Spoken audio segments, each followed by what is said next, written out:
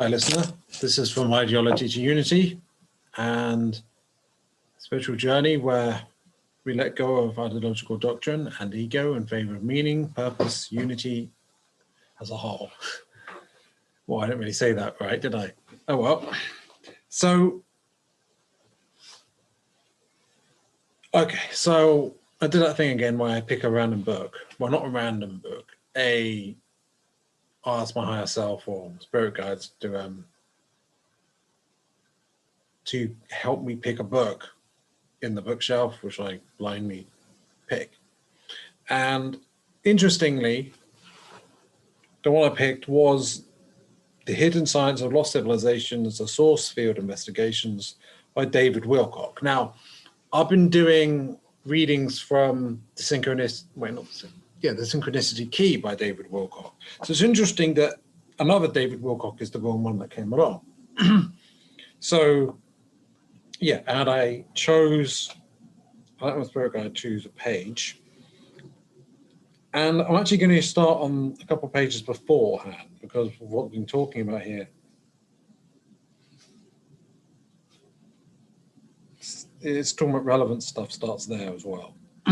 And it seems to have piqued my interest. So, all right, so what is this about? So this section is called Dramatic Increases in the Speed of Evolution.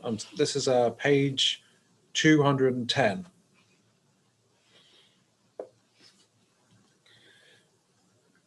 If this is really what the 2012 prophecies are about, it seems unlikely that any sweeping genetic changes would occur within a single person's lifespan. There should be gradual changes that we can track over time. We can therefore look to clues in our own genetic heritage to see if there's any DNA evidence for our own evolution speeding up. This is precisely what was discovered by the University of Madison, Wisconsin researcher Dr. John Hawkes, and reported by the BBC News, Daily Galaxy, and other mainstream media outlets. By studying various markers in human DNA, Hawkes concluded that human evolution has been moving at supercharged speed for the last 40,000 years.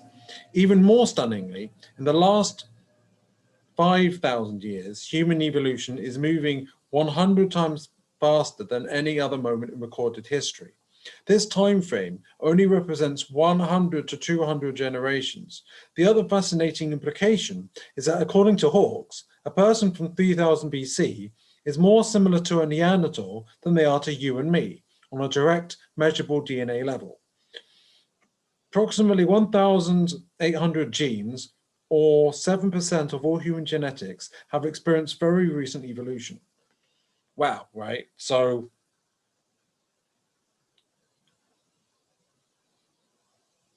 at the time of the Anunnaki, actually that was probably quite a long period of time. But if you look at the time of the Sumerians, right, we've changed quite a lot since then. And it must be that even though the awakening is now, 5,000 years is actually still kind of close on a time. In a sense, you could say 5,000 years is kind of close to the boundary point. If there's a much longer time scale cycle. Now, obviously, this time period has actually included the age of Aries, the age of Pisces, and we're coming into the age of Aquarius. But still, perhaps it's because we're coming towards the end of the overall cycle of ages that it's speeding up. That's my idea anyway. It's to do with the ascension, essentially. Another sign that we are experiencing rapid evolution is the so-called Flynn effect. In the 1980s, a New Zealand political scientist named James Flynn found that the IQ scores were consistently going up. An IQ score of 100 is supposed to be average, but people were scoring better and better on the tests, thus forcing psychologists to change the scoring systems. Since then, numerous studies have confirmed that we are seeing an average increase of over 3 IQ points per decade. This increase appears in every single intelligence test being used, delivered to virtually every type of group across 20 different countries, including some that are not literate in the traditional sense. There is also evidence that the speed of the increases is now accelerating. Flynn examined one test called the Raven's progressive matrices, which has been given for over a century. Shockingly, a person who scored in the best 10% 100 years ago would now be among the weakest 5%. Furthermore, the number of people whose scores now rank them at the genius level have increased by more than 20 times. These increases are not as likely to be seen on tests that emphasize culture or traditional school knowledge. Instead, the most dramatic increase is in tests that measure our ability to recognize abstract nonverbal patterns.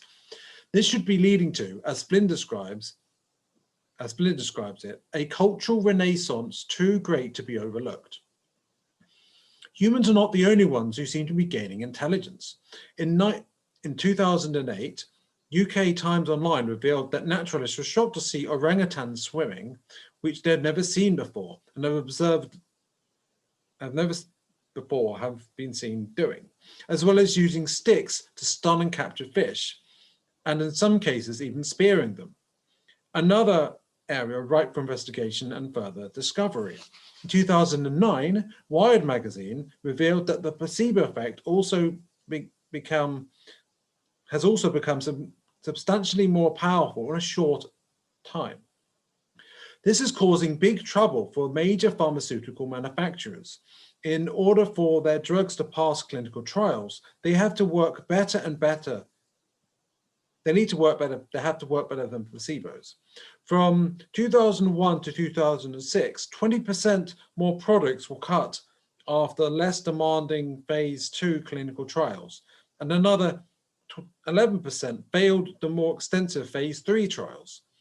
As one example, a startup stem cell company called Osiris Therapeutics had to suspend trials for a Crohn's disease pill in 2009 and said the reason was that their participants were getting an unusually high response to placebos. Just 2 days later, Eli Lilly had to abandon a new drug to treat schizophrenia when their volunteers showed a 200% increase in their response to the placebos. Existing drugs that are already on the market, like Prozac, are now doing worse and worse when compared to placebos, to the point where they might not even get approved if they were applying for a new release. 2 new comprehensive investigations into antidepressants found that there has been a remarkable increase in the responsiveness to placebos since the 1980s. So this is what is interesting about me is this idea that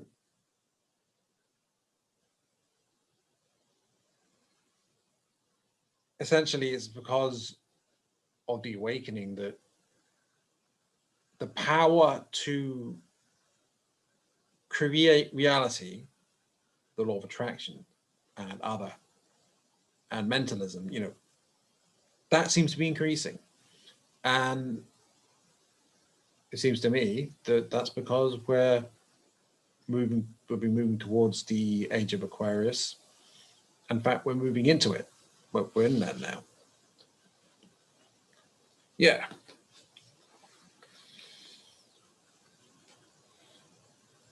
One of these studies concluded that placebos have nearly doubled in their effectiveness during that time across all these different trials. This is causing serious financial pain to the pharmaceutical industry, which has become more profitable than big oil, thanks to expensive, widespread drugs like Prozac. The big pharma companies say their drugs are not becoming weaker. Instead, the placebo effect is getting stronger, and no one can figure out why. This fits in perfectly with our notion that the source field itself is changing, pushing us towards a higher coherence, if you will, and rearranging our genetic code in favorable ways. The connection between our level of intelligence and the influx of the source field into our bodies now seems to be dramatically increasing in a relatively short time. The source field seems to appear in our DNA as virtual photons that are stored for usable energy.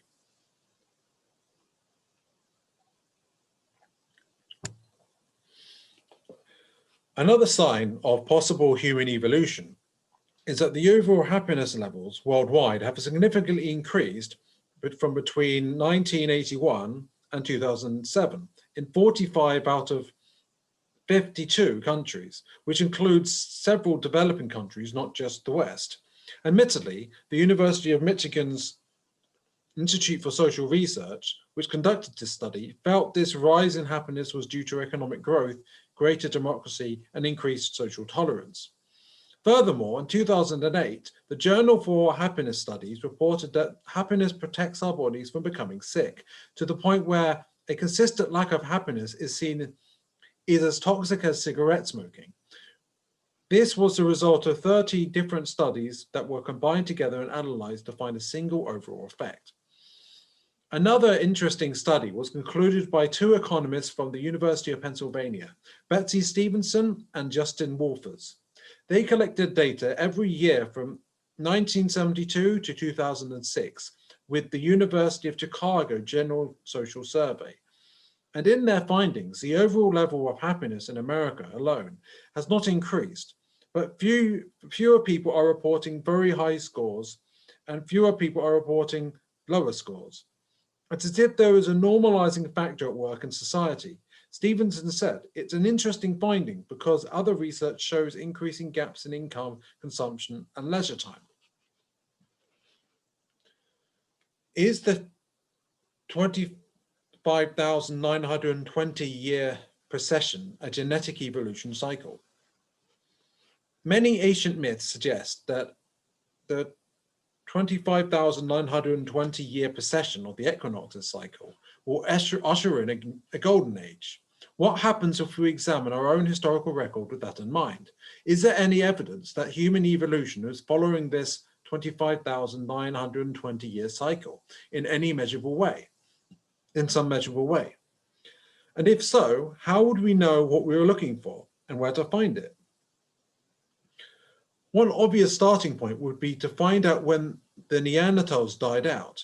That would be the time when humanity was rapidly evolving and earlier species no longer survived. Sure enough, between 28,000 and 24,000 years ago, roughly speaking, the Neanderthals went extinct. Unless it all happened around 24,000 years ago, which many scientists dispute, there was no climatic shift event on Earth that could help account for this change. Katerina Harvati, a paleoanthropologist from Max Planck Institute for Evolutionary Anthropology, explained further.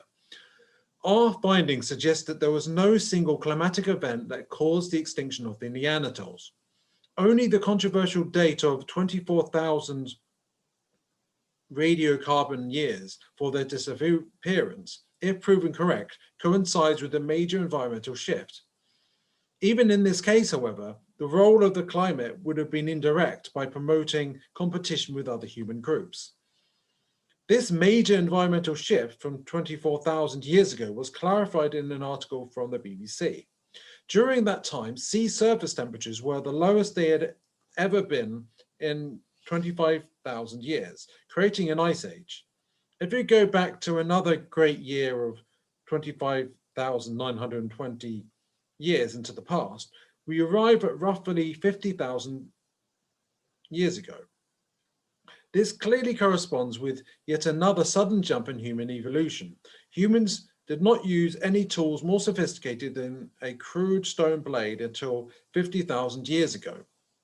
Suddenly, at this time, we begin making musical instruments, needles, and other sophisticated tools, as well as drawings. According to anthropologist John Flegel, we also see the carving of bone for religious reasons. Harpoons, arrowheads, beaded jewelry, and other forms of ornamentation all appear as a coherent package about 50,000 years ago. Furthermore, the most modern The first modern humans that left Africa between 50,000 and 40,000 years ago seem to have had the full set. Clear and undeniable religious art also appeared abruptly 50,000 years ago for totally unknown reasons. Graves of human beings were marked with red ochre and orientated to a single star in the night sky. James Lewis continued on this theme in a 2007 article he wrote for the American Thinker.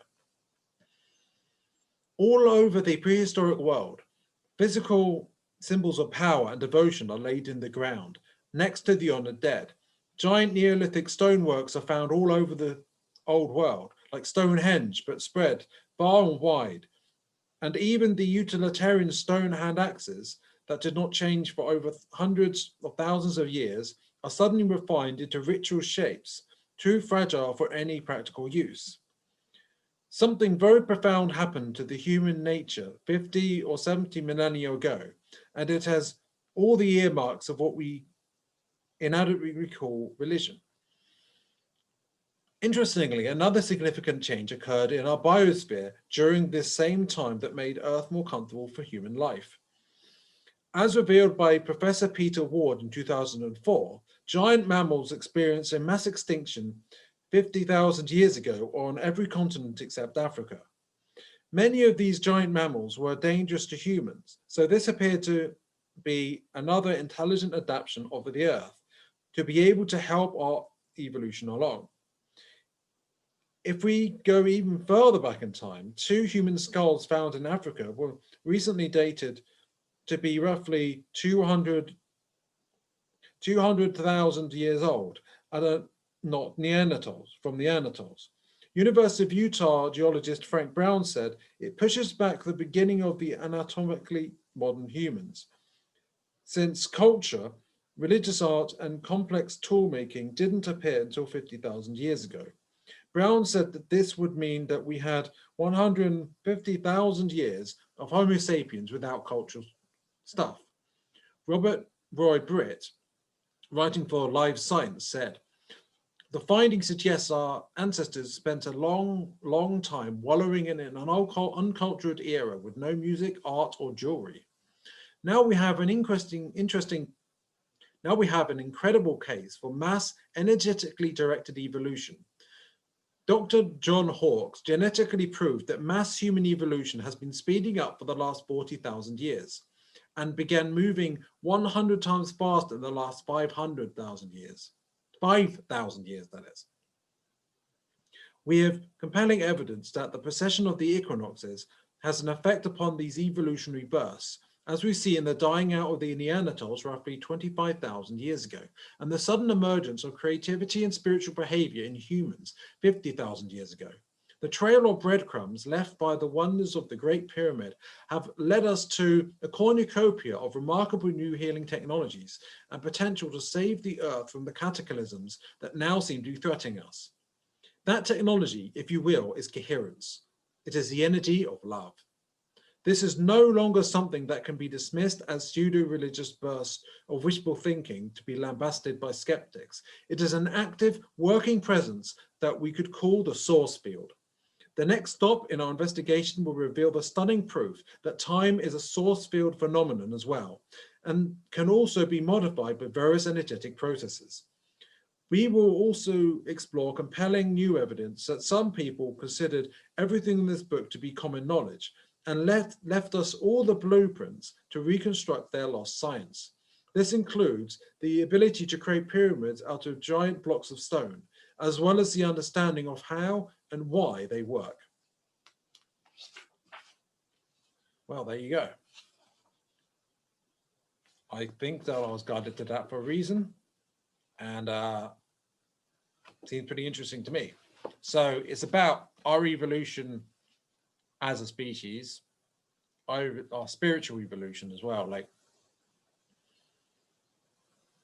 this stage we're at, like it hasn't just suddenly come out of nowhere, although certainly things are speeding up at the end of the age of Pisces and beginning of the age of Aquarius.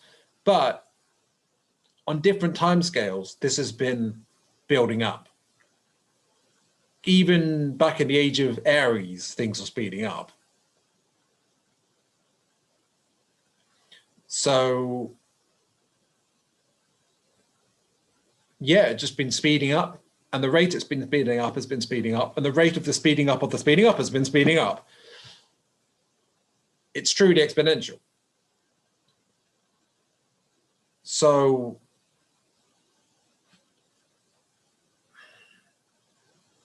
if history is cyclical, right, but there's an upward trend, then history spirals up. Now, it can spiral down, but it spirals up. And isn't that a bit like DNA? Now, I don't know if you're into anime, but I can't help but be reminded of the anime Gurren Lagann, because it's all about spirals and it's all about breaking past limitation, right? And there's even these villains called the anti-spirals, are all about like stasis and stuff, and they're like trying to hold humanity back,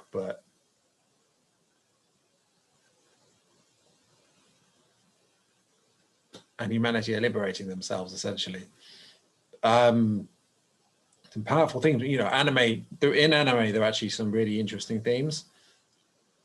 I mean, it's not just in anime, there's other things too, but there's a lot of esoteric messages in anime, and I might want to do some episodes about that, some sidecasts about that. Yeah, so there's this rapid speeding up of the evolution, and with all this light coming in the next week, pretty much, especially on the 21st, you might find that evolution of humanity is faster than it's ever been.